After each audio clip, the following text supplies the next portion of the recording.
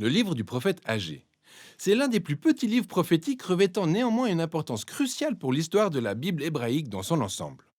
Des siècles durant, les prophètes hébreux n'ont eu de cesse d'accuser le peuple d'Israël de rompre leur alliance avec Dieu par leurs pratiques idolâtres et d'injustice. Ils les ont prévenus que Dieu enverrait le grand empire de Babylone pour assiéger Jérusalem, détruire le temple et condamner la population à l'exil. Et tout ça s'est produit en l'an 587 avant Jésus-Christ, mais les choses ne se sont pas arrêtées là.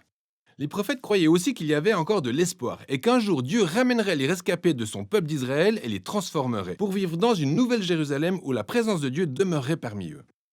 Alors qu'on revient à Agé, nous nous retrouvons en l'an 520 avant Jésus-Christ, quasiment 70 ans après l'exil. L'empire babylonien s'est récemment effondré et le monde est à présent dirigé par les Perses qui ont autorisé les Israélites exilés désireux de repartir dans leur patrie à rentrer à Jérusalem qui était toujours en ruine.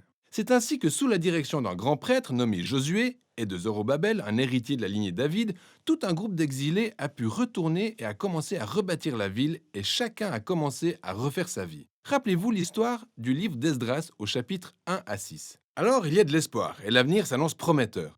Mais en fait, ce n'est pas le cas. Du moins pas du point de vue d'Agé.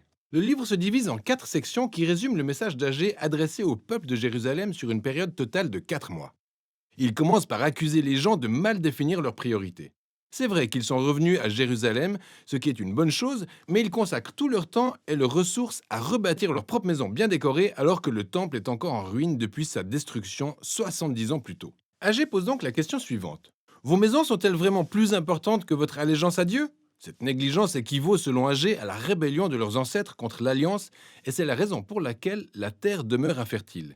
C'est bien là la cause de la famine et de la sécheresse qui les tourmente. En fait, Agé cite ici les malédictions de l'Alliance listées dans le livre de Deutéronome. Les propos durs d'Agé sont suivis d'une formidable réaction de la part du peuple. Rappelez-vous l'histoire d'Esdras au chapitre 5. On découvre que le message d'Agé a suscité un éveil des consciences chez Zorobabel, Josué et tous les autres membres du peuple qui ont été motivés et ont commencé à reconstruire le temple. Dans la section suivante, Agé, en s'assurant un mois plus tard que tout va bien, ressente certains débats découlant des attentes déçues parmi le peuple. Alors, le temple qu'ils sont en train de reconstruire est tout sauf impressionnant. Il n'est en aucun point comparable à la gloire du temple de Salomon construit ici environ 500 ans auparavant. Le moral était donc au plus bas, et ça n'aidait pas vraiment à achever le projet. C'est ainsi qu'Agé rappelle au peuple les grandes promesses prophétiques du royaume de Dieu à venir, et aussi celles concernant ce temple.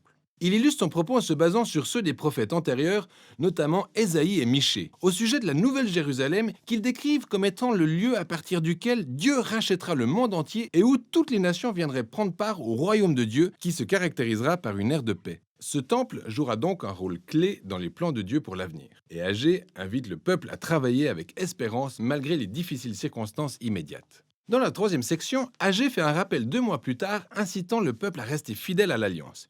Il se lance dans une conversation avec les prêtres sur la pureté rituelle. Rappelez-vous les idées principales du livre de Lévitique. Il demande donc, si une personne devient rituellement impure ou marquée par la mort après avoir touché un cadavre, si elle touche ensuite à la nourriture, cette nourriture sera-t-elle aussi impure? Bien entendu, les prêtres connaissant le livre du Lévitique répondent « Oui, elle est impure ». Et Agé s'en sert ensuite comme d'une parabole en disant « C'est exactement ce qui se passe avec le peuple d'Israël chaque fois qu'il touche à la reconstruction du temple. Si la génération actuelle ne s'humilie pas, si elle ne se détourne pas de l'injustice et de l'apathie selon Agé, tout ce qu'elle bâtira de ses mains, y compris ce nouveau temple, sera impur aussi. » Le défi d'Agé est donc de maintenir une fidélité à l'Alliance et une repentance véritable, car c'est seulement ainsi que les efforts de construction conduiront à l'avènement du royaume de Dieu avec la bénédiction qui s'ensuit. Au final, Israël tient d'une certaine manière son avenir entre ses mains. Dieu n'attend que la fidélité de son peuple. Ainsi, le choix qu'Agé donne à la génération d'exilés est très similaire à celui proposé par Moïse à la génération du désert, juste avant d'entrer en terre promise. Leur obéissance les mènera à la bénédiction et à la réussite, tandis que l'infidélité les conduira au désastre.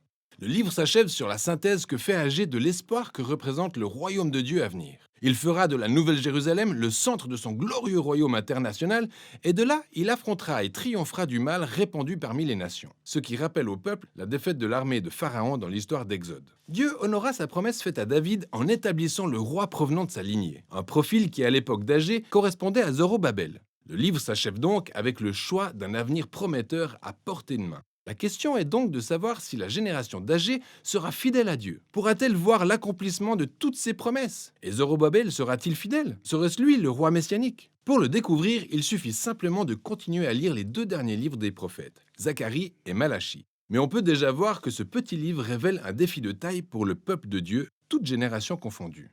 Nos choix comptent véritablement. Il montre aussi que la fidélité et l'obéissance du peuple de Dieu contribuent au choix de Dieu pour réaliser ses desseins à travers le monde. Cette surprenante vérité devrait inciter à davantage d'humilité et d'action de la part du peuple de Dieu, d'autant plus qu'ils espèrent l'avènement du royaume de Dieu. Et voilà pour le message du livre d'Agé.